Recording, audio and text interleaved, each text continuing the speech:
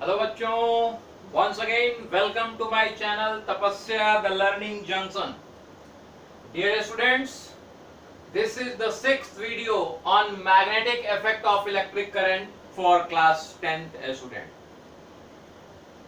पिछले 5 वीडियो में हमने magnetic effect of electric current के कॉन्सेप्ट्स के ऊपर डिस्कशन किया है और आज इस वीडियो में हम 6 पॉइंट आपके साथ डिस्कस करेंगे। सबसे पहला पॉइंट होगा हमारा इलेक्ट्रोमैग्नेटिक इंडक्शन क्या होता है।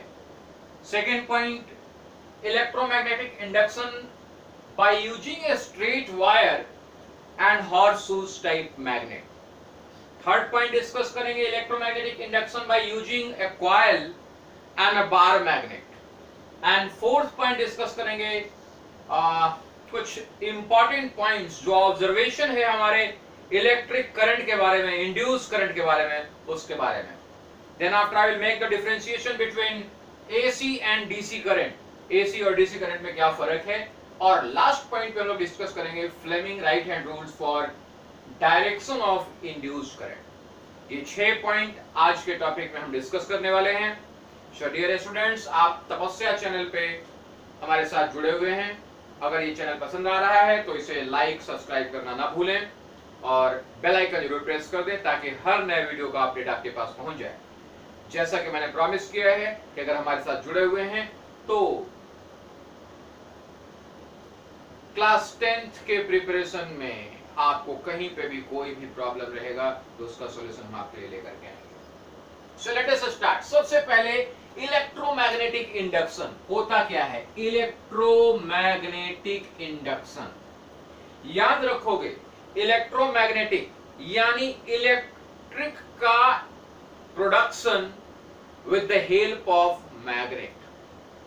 मैग्नेट की मदद से इलेक्ट्रिक का production of electricity with the help of magnet, production of electricity with the help of magnet is called electromagnetic induction. यानी किसी भी तरीके से अगर हम लोग इलेक्ट्रिसिटी का निर्माण कर पाए, किसके द्वारा, मैग्नेट के द्वारा, तो क्या कहलाएगा, वो कहलाएगा इलेक्ट्रोमैग्नेटिक इंडक्शन। 1831 में माइकल फैराडे ने एक्सपेरिमेंट करके ये हमें बताया कि अगर आप एक मैग्नेटिक फील्ड में एक कॉइल को मूव करें या फिर एक कंडक्टर को मूव करें तो उसमें करंट प्रोड्यूस होता है। राइट? कब किया? 1831 में यह कॉन्सेप्ट दिया कि अगर एक कॉइल के ऊपर या एक कंडक्टर के ऊपर या तो मैग्नेट मूव किया जाए या फिर एक मैग्नेट के ऊपर एक कंडक्टर या कॉइल मूव किया जाए तो करंट इंड्यूस होता है हमारे कंडक्टर में, करंट इंड्यूस होता है हमारे कॉइल में। राइट? तो याद रखो, इसी कॉन्सेप्ट का देन है हमारा इलेक्ट्रिसिटी। तो याद रखना है कि इलेक्ट्रोमैग्नेटिक इंडक्शन क्या है। Electromagnetic induction is a process in which we are going to produce electricity with the help of a magnet. Is it clear? कैसे प्रोड्यूस होगा ये? तो दो ही ऑप्शन है आपके पास, या तो एक कॉइल ले लीजिए और उसके ऊपर मैग्नेट सेक कीजिए, या फिर मैग्नेट ले लीजिए और उसके ऊपर कॉइल को ही सेक कीजिए। दोनों ही स्थिति में कॉइल से करंट इंड्यूस होगा। राइट? इसी को हम दो एक्सपेरिमेंट के द्वारा यहां पे प्रूव करेंगे। पहला experiment, electromagnetic induction by using a straight wire and horseshoes type magnet. हमने क्या किया है, एक मैग्नेट ले लिया। कैसा मैग्नेट लिया? हॉर्सशूज टाइप मैग्नेट, जिसका नॉर्थ पोल इधर है, नॉर्थ पोल इधर है, साउथ पोल इधर है। और हमने एक कंडक्टिंग वायर ले लिया, मान लो उसका नाम दे रहे AB। AB is a conducting wire. Right? इसे हम एक गैल्वेनोमीटर से कनेक्ट कर दे रहे हैं, यानी अपने कंडक्टिंग वायर का कनेक्शन किससे कर रहे हैं, गैल्वेनोमीटर से। जानते हो गैल्वेनोमीटर क्या है? इलेक्ट्रिसिटी वाले क्लास में मैंने आपको बताया हुआ है। वोल्टमीटर वोल्टेज मापने के लिए, एम्पियर मीटर या एमीटर करंट मापने के लिए, तो फिर गैल्वेनोमीटर क्या मापने के लिए? तो याद रखना, एमीटर से या एम्पियर मीटर से हम करंट का मैग्नीट्यूड मापते हैं, लेकिन गैल्वेनोमीटर एक ऐसा मेजरिंग डिवाइस है जिससे करंट का मैग्नीट्यूड तो मापते ही मापते हैं, साथ में डायरेक्शन कि करंट किधर फ्लो कर रहा है ये भी शो करता है। Means the device which will give the magnitude of current as well as its direction is called galvanometer, right? तो हम एक गैल्वेनोमीटर का कनेक्शन कर दे रहे हैं किसके साथ? अपने कंडक्टिंग वायर के साथ। अब इस वायर को, ये भी वायर को, कंडक्टर को नीचे से ऊपर की ओर शिफ्ट कर रहे हैं, खींच रहे हैं, मोशन दे रहे हैं। We are just moving our conductor A B towards the upward. हम मोशन किधर दे रहे हैं? अपवर्ड। जैसे इसे मोशन दिया, हमने देखा कि गैल्वेनोमीटर का हमारा जो निडल है it will be deflected towards the right. Galvanometer का निडल किधर डिफ्लेक्ट किया? राइट को डिफ्लेक्ट किया। इसका मतलब है कि हो न हो इस गैल्वेनोमीटर से होकर के इस डायरेक्शन में करंट का फ्लो हुआ, क्योंकि बगैर करंट के फ्लो हुए गैल्वेनोमीटर का ये निडल डिफ्लेक्शन नहीं देता। अब हम क्या करने वाले, हमारा ये ए बी जो कंडक्टर है ऊपर आ चुका है, अब इसे झटके से नीचे की तरफ शिफ्ट करने वाले हैं। We are going to shift it towards downwards. जैसे ही हमने इसको नीचे की तरफ शिफ्ट किया, देखा कि यही गैल्वेनोमीटर अब रिवर्स डायरेक्शन में, अपोजिट डायरेक्शन में, जितना इधर गया था, अगर ये 0 पॉइंट देख रहे हो तो जितना राइट गया था उतना ही लेफ्ट जाएगा। मतलब कि जब हम कंडक्टर को ऊपर मूव कर रहे थे तो जिस डायरेक्शन में करंट का फ्लो हुआ, नीचे मूव करने पे उसके अपोजिट डायरेक्शन में करंट का फ्लो हो रहा है। बोले sir, now I am not moving, just I am keeping this wire A B at rest. A B को हमने स्थिर छोड़ दिया, देखा हमारा गैल्वेनोमीटर 0 पे है। It means that when there is no movement in this conductor with respect to magnet, then there will be no current। इसका मतलब माइकल फैराडे साहब ने जो कहा, क्या कहा कि भाई एक कंडक्टर को मैग्नेटिक फील्ड में मूव करो या एक कंडक्टर के ऊपर मैग्नेटिक फील्ड को मूव करो, दोनों ही परिस्थिति में क्या पैदा होगा? करंट पैदा होगा, राइट? तो ये एक्सपेरिमेंट, जो पहला एक्सपेरिमेंट मैंने बताया, वो क्या किया हमने? एक स्ट्रेट वायर लिया है, इस स्ट्रेट वायर को मैग्नेटिक फील्ड में ऊपर नीचे कर रहे हैं, तो देख रहे हैं कि गैल्वेनोमीटर की सुई लेफ्ट राइट हो रहा है, इसका मतलब करंट प्रोड्यूस हो रहा है। ये क्लियर? जैसे ही हमने मूवमेंट का डायरेक्शन बदला है, करंट का डायरेक्शन बदला है। Is it clear? This is the first experiment which shows that electromagnetic induction by using a straight wire and a horseshoes magnet. ये दोनों पॉइंट क्लियर है?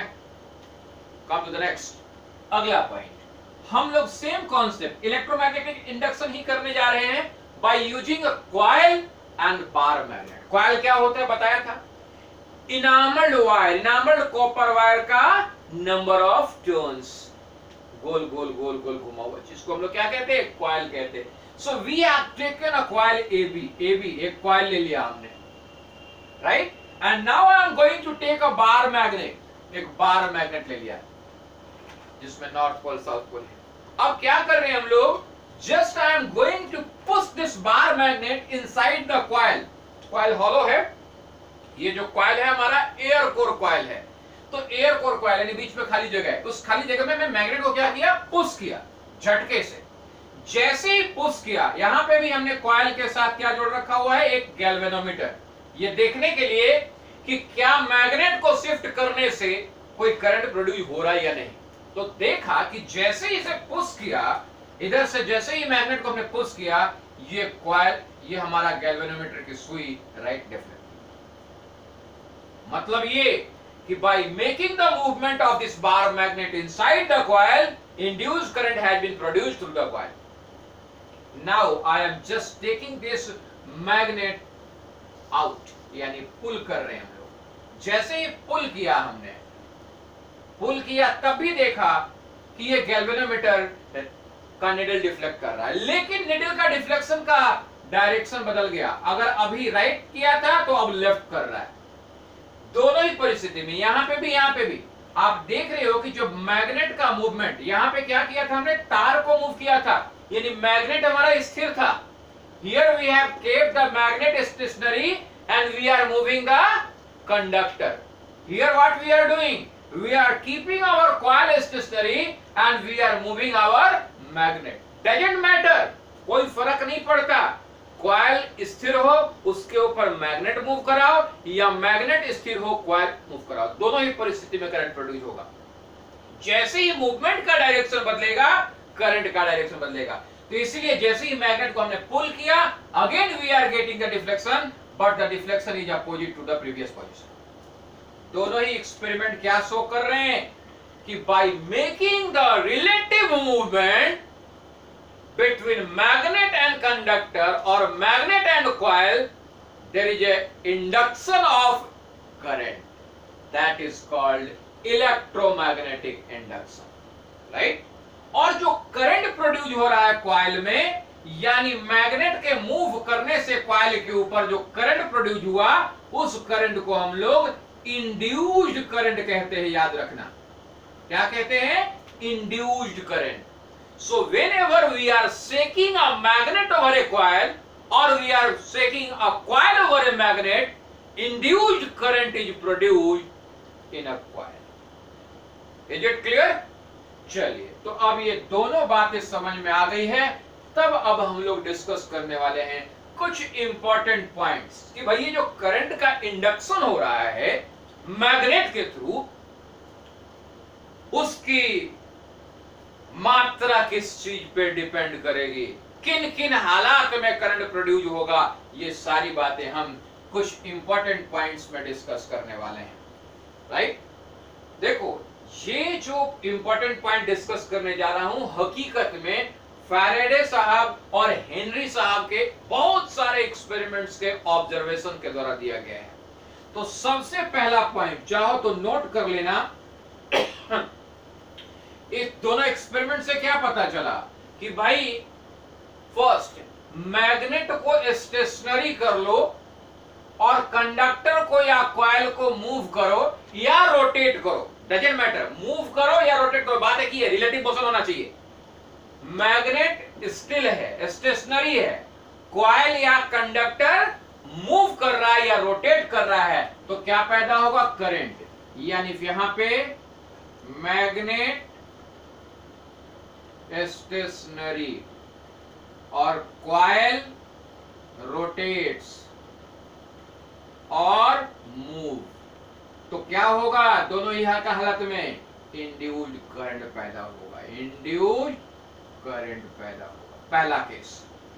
फर्स्ट केस, फर्स्ट पॉइंट याद रखना कि whenever a magnet is stationary and coil is moving or coil is rotating, in that case current is induced in a coil, right?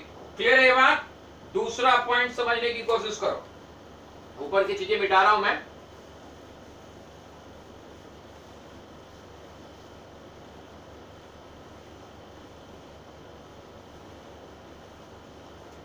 So first point clear है। Second point, second point में जरा देखो क्या किया हमने। हमने अपने coil को स्टेशनरी कर दिया, कॉइल स्टेशनरी, कॉइल स्थिर है एंड मैग्नेट मूविंग और रोटेटिंग, दोनों ही बात एक ही है, मूव कर रहा है या रोटेट कर रहा है, दोनों ही हालत में क्या होगा?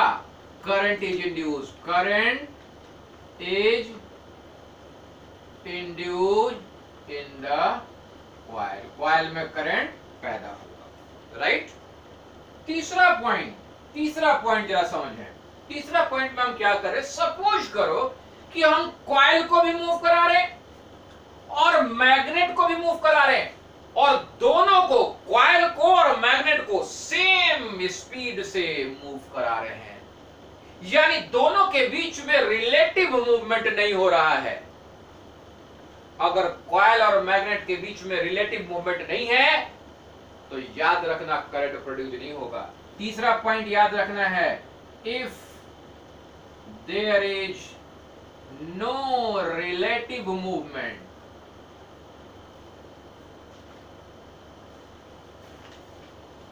there is no relative movement in between coil and magnet, तब क्या होगा? नो करंट, करंट प्रोड्यूस नहीं होगा, राइट?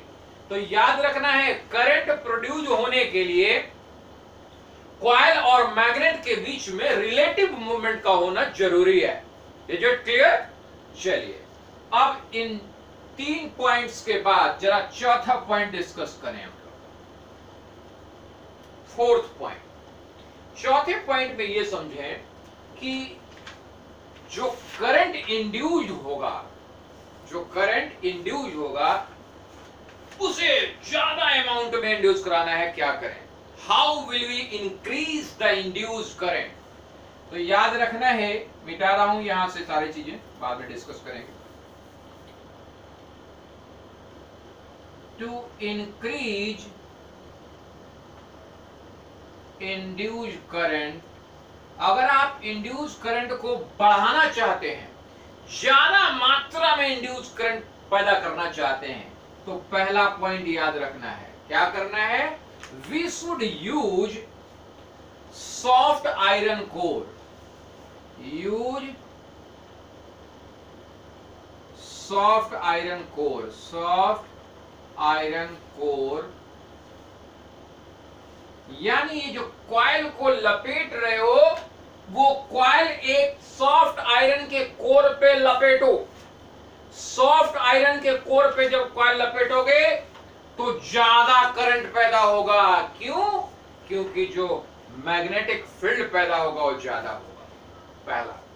दूसरा पॉइंट, अगर आप चाहते हो कि ज्यादा इंड्यूस करंट पैदा हो तो increase the turns, increase the number of turns of coil, coil का टर्न्स बढ़ाओ। जितना ज्यादा टर्न्स का कॉइल बनाओगे उतना ही ज्यादा इलेक्ट्रिक करंट इंड्यूस्ड होगा। तीसरा पॉइंट, जो मैग्नेट इस्तेमाल कर रहे हो यूज मोर पावरफुल मैग्नेट, ज्यादा पावरफुल मैग्नेट का इस्तेमाल करोगे तो ज्यादा करंट बनेगा, ज्यादा करंट इंड्यूस होगा। चौथा पॉइंट याद रखना कि अगर आप चाहते हो कि ज्यादा करंट इंड्यूस हो तो जो मैग्नेट को मूव कर रहे हो, मेक द रोटेशन और relative movement of coil and magnet more fast. जितना तेज मूव करोगे उतना ही ज्यादा इंड्यूस करंट पैदा होगा, राइट? तो ये कुछ इंपॉर्टेंट पॉइंट्स थे जो आपको ध्यान में रखना चाहिए। पहली बात कि आप इंड्यूस करंट पैदा करना चाहते हो, या तो मैग्नेट को स्थिर कर दो और कंडक्टर को या कॉइल को मूव कराओ, या फिर कॉइल को स्थिर कर दो, कंडक्टर को स्थिर कर दो और मैग्नेट को मूव कराओ। दोनों ही स्थिति में करंट पैदा होगा, इंड्यूस करंट पैदा होगा। ध्यान रखने वाली बात यह है कि अगर दोनों को मूव कराने लग गए, कॉइल भी मूव कर रहा है, मैग्नेट भी मूव कर रहा है, एक ही डायरेक्शन में मूव कर रहा है, एक ही स्पीड से मूव कर रहा है, तो करंट प्रोड्यूस नहीं होगा। क्योंकि करंट प्रोड्यूस होने के लिए रिलेटिव मूवमेंट का होना जरूरी है, राइट? चौथा पॉइंट याद रखना है कि if you want to increase the amount of electric current, in that case what we have to do, the first thing कि जो कॉइल इस्तेमाल कर रहे हैं वो एयर कोर कॉइल नहीं बल्कि सॉफ्ट आयरन कोर कॉइल इस्तेमाल कीजिए। यानी कॉइल को आप सॉफ्ट आयरन के ऊपर लपेट करके काम कीजिए। सेकंड थिंग, जो मैग्नेट इस्तेमाल कर रहे हो वो ज्यादा पावरफुल मैग्नेट इस्तेमाल करो, ज्यादा करंट पैदा होगा। थर्ड थिंग, जो कॉइल लपेट रहे हो ज्यादा टर्न का कॉइल लपेटो, ज्यादा इंड्यूस करंट पैदा होगा। और लास्ट थिंग, जो मैग्नेट सेक कर रहे हो ज्यादा स्पीड में सेक करो, ज्यादा फास्ट मूव करो, ज्यादा करंट प्रोड्यूस होगा, राइट? तो ये समझ में आया आपको? इतनी बातें अगर समझ में आ गई है तो अब हम चर्चा करेंगे आपसे कि भाई अल्टरनेट करंट क्या होता है और डायरेक्ट करंट क्या होता है, राइट।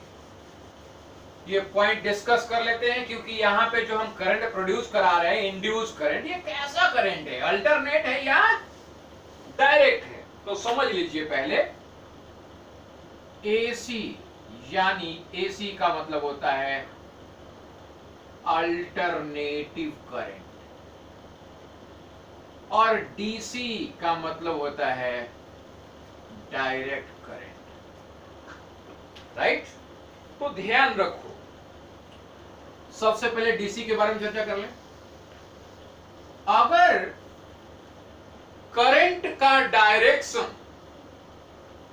बदल नहीं रहा है, करंट का डायरेक्शन बदल नहीं रहा है, if there is no change in the direction of current, direction of current remains same, then it is called direct current. If the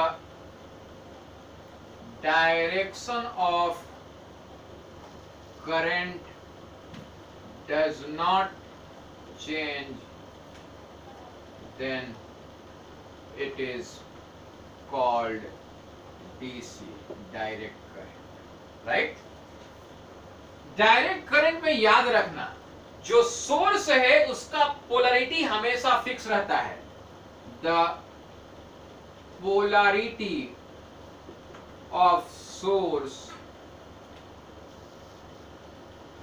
remains unchanged, that means fixed।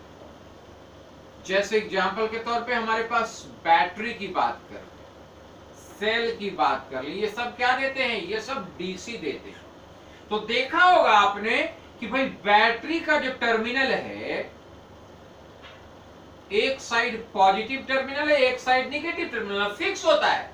जब भी करंट का flow होगा, plus से चलेगा conventional current और minus की ओर जाएगा, यही कॉन्सेप्ट है, यानी डायरेक्शन हमेशा फिक्स है।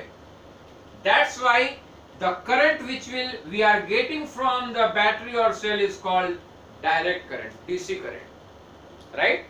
Now come to the next, alternate current क्या होता है, इसके बारे में चर्चा करें। एसी,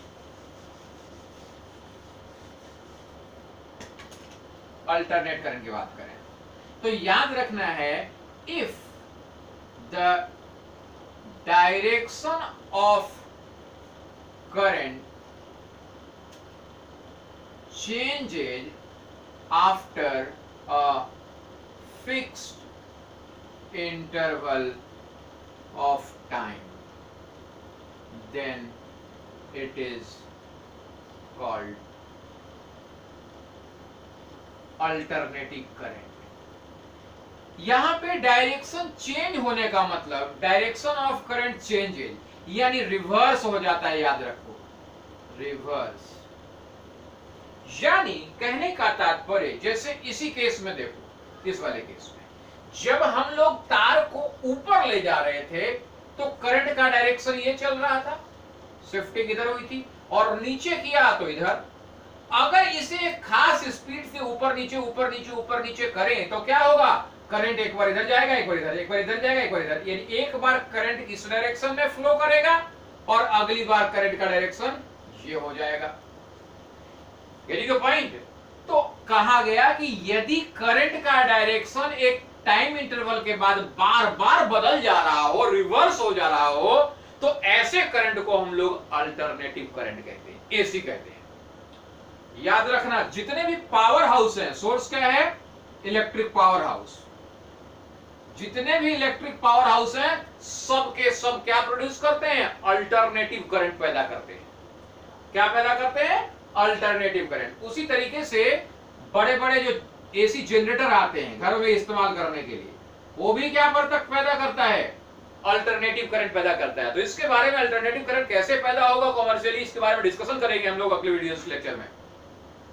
तो ध्यान ये रखना है कि एसी में एक खास इंटरवल ऑफ टाइम के बाद करंट का डायरेक्शन हर बार बदल जाता है। हम सबके घरों में जो बिजली आती है, जो इलेक्ट्रिसिटी प्रोवाइड की जाती है, वो 1 सेकंड के 100वें हिस्से में अपना डायरेक्शन बदलता है। 1 सेकंड के 100वें हिस्से में डायरेक्शन बदल जाता है। क्यों? चर्चा करेंगे इसके बारे में। इसमें क्वेश्चन भी पूछा जाता है एग्जाम में, डिस्कस करेंगे। तो याद रखना है कि एसी का मतलब ऐसा करंट जो खास इंटरवल ऑफ टाइम, एक फिक्स इंटरवल ऑफ टाइम के बाद अपना डायरेक्शन क्या कर दे, रिवर्स कर दे हर बार, राइट।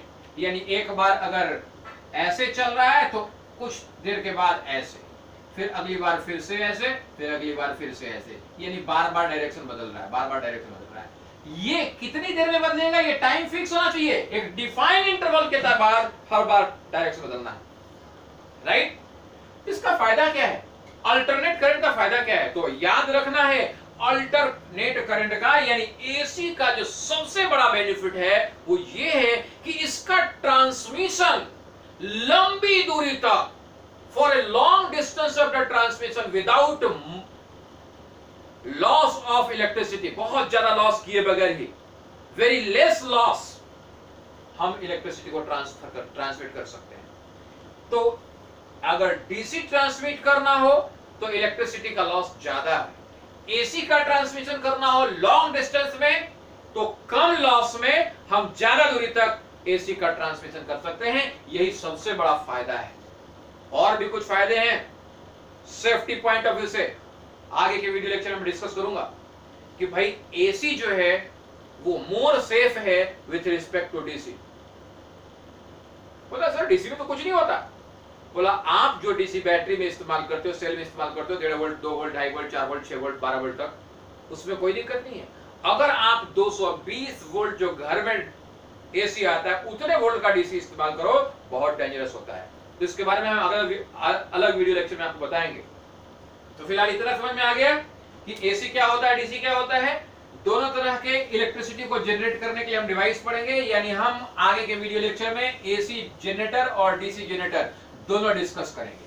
अब लास्ट पॉइंट इस वीडियो लेक्चर में डिस्कस करने जा रहा हूं मैं भाई कि अगर हमने यही पढ़ा कि एक मैग्नेटिक फील्ड में अगर एक कॉइल मूव कर रहा है, उस मोशन में है, तो उसमें करंट इंड्यूस होगा। तो करंट का डायरेक्शन बताने के लिए कि भाई करंट का डायरेक्शन क्या होगा, इसी के लिए फ्लेमिंग साहब ने एक रूल दिया। फ्लेमिंग्स का राइट हैंड रूल कहलाता है ये, राइट हैंड रूल। याद करो फ्लेमिंग का लेफ्ट हैंड रूल पढ़ाया हमने पिछले वीडियो लेक्चर में। किस लिए पढ़ाया, याद है कुछ? फ्लेमिंग का लेफ्ट हैंड रूल पढ़ा आपने कि भाई अगर एक current carrying conductor magnetic field में प्लेस किया गया हो, एक current carrying conductor magnetic field में प्लेस हो तो उसके ऊपर फोर्स एक्सर्ट होता है, और फोर्स का डायरेक्शन पता करने के लिए हमारे फ्लेमिंग साहब ने Fleming left hand rule provide किया था, राइट। अब फ्लेमिंग साहब ने राइट हैंड रूल प्रोवाइड किया, वो किस लिए?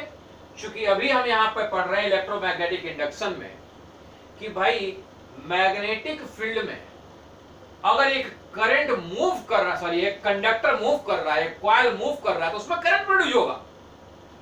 तो करंट का डायरेक्शन बताने के लिए फ्लेमिंग साहब ने राइट हैंड रूल प्रोवाइड किया। क्या प्रोवाइड किया? Right hand rule, right. क्या प्रोवाइड किया मैंने? फ्लेमिंग्स का राइट हैंड रूल। तो ज्यादातर बच्चे कंफ्यूज हो जाते हैं left hand rule right hand rule में। ध्यान ये रखना है कि जब करंट कैरिंग कंडक्टर, यानी ऐसा कंडक्टर जिसमें करंट आप दे रहे हो, आप करंट दे रहे हो, उसमें फोर्स लग रहा है, तो फोर्स का डायरेक्शन पता करने के लिए लेफ्ट हैंड रूल। और अगर मूवमेंट आप कर रहे हो आइदर मैग्नेट का या फिर कंडक्टर का, तो उस केस में करंट प्रोड्यूस हो रहा है, तो करंट का डायरेक्शन बताने के लिए राइट हैंड रूल, ये याद रखना। तो चलिए हम चर्चा करते हैं फ्लेमिंग्स के राइट हैंड रूल के बारे में। राइट हैंड रूल क्या कहता है? बिल्कुल वैसे ही जैसे लेफ्ट रूल कहता था। क्या कह रहे हैं? फर्क सिर्फ इतना है कि इसमें फ्लेमिंग साहब ने कहा कि अपने राइट हैंड के 3 उंगलियां, कौन कौन सा? Thumb, four finger and centre finger, को इस तरीके से होल्ड करो कि ये तीनों उंगलियां एक दूसरे के परपेंडिकुलर हो। The first thing, you should keep your hands 3 finger thumb, forefinger and center finger in such a way that all of them are perpendicular to each other. In that situation, ऐसी परिस्थिति में ध्यान रखना सबसे पहले thumb M आया है तो मोशन को इंडिकेट करे। किसके मोशन को? कंडक्टर के मोशन को, राइट। थंब मोशन को इंडिकेट करे। फोर फिंगर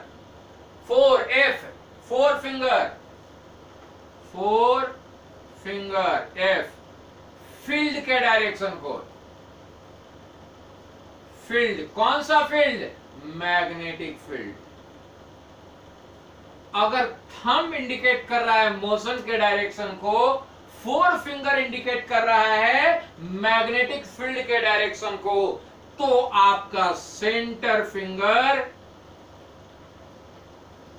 करंट के डायरेक्शन को, कौन सा current? Induced current, induced current के डायरेक्शन को बताएगा, राइट।